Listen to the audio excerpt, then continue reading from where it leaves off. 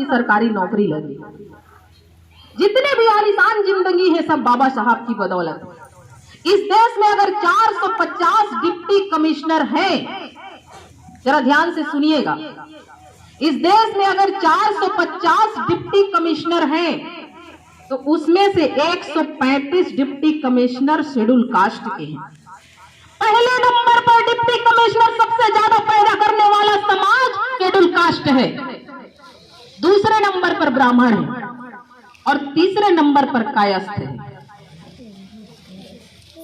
विडंबना है, सबसे ज्यादा डिप्टी कमिश्नर डीएम पैदा करने वाला समाज शेड्यूल कास्ट, तीसरे नंबर पर कायस्थ, और जो सबसे ज्यादा जनसंख्या इस देश में है पिछड़े वर्ग, अदर बैकवर्ड क्लास, ओबीसी जिसे हम कहते हैं।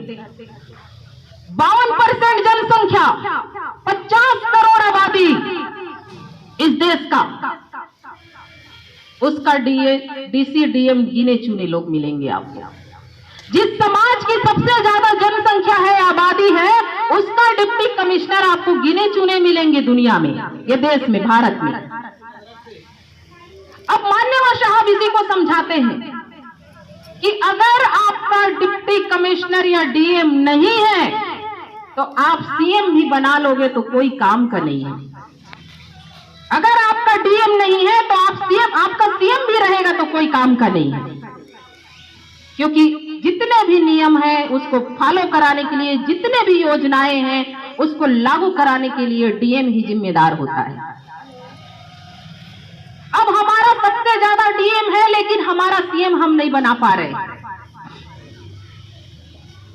हम बहुजन समाज पार्टी का शासन सत्ता ही स्थापित नहीं कर पा रहे। ब्राह्मणवाद आज हम पर हावी हो गया और हमारे लोग, अभी जितने मेरे पूर्व के वक्ताओं ने कहा कि यहां जनसंख्या नहीं दिख रहा है, जिम्मेदारी किसकी है? यहां अगर ये खाली है, ये प्रांगण ये भरा हुआ नहीं है, जिम्मेदारी किसकी है? ये हम सबकी जिम्मेदारी है, अकेले किसी का थोड़ी है, अकेले किसी का ठेका थोड़ी है। बाबा साहब के दिए हुए अधिकारों को हम सब उपभोग कर रहे हैं, उनके दिए हुए अधिकारों को, सुविधाओं को हम सब भोग रहे हैं। तो हमारी अपने समाज के प्रति हमने कौन सी जिम्मेदारी निर्वहन किया? हमने समाज के प्रति कौन सी अपनी जिम्मेदारी को निभाया? कितने लोगों के घर हम गए? 14 अप्रैल मनाना है, 14 अप्रैल की जयंती मनाना है, हमने कितने लोगों को यहाँ पर आने के लिए प्रेरित किया? ये देखने वाली बात है। हम लड़ना चाहते हैं मनुवाद से, हम लड़ना चाहते हैं उन लोगों से जो 15% हैं और जो 85% जनसंख्या का हक को मार करके उनके जगह पर कुंडली मार के बैठे हैं, उन लोगों से हम लड़ना चाहते हैं। लेकिन चापलूसी और एक दूसरे की बुराई और ज्यादा हो गया तो एक दूसरे के खिलाफ भड़काना, ऐसे करके हम आगे बढ़ेंगे क्या?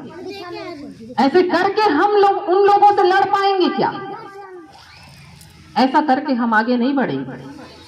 मिशन का काम पूरी ईमानदारी से करके ही हम आगे बढ़ सकते हैं, लेकिन पता नहीं क्यों कुछ लोगों को ये बात समझ में नहीं आती। माननीय साहब एक बात और कहा करते थे कि संगठन जो है वो कभी भी पदाधिकारियों के सिर पर नहीं चलती। संगठन कभी भी पदाधिकारियों के सिर पर नहीं चलती।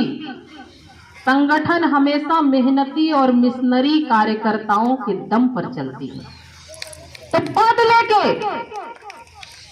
पद लेके बैठ जाना या घर से निकल करके मंच में आके बैठ जाना और भाषण दे देना, ये केवल हमारी जिम्मेदारी नहीं है।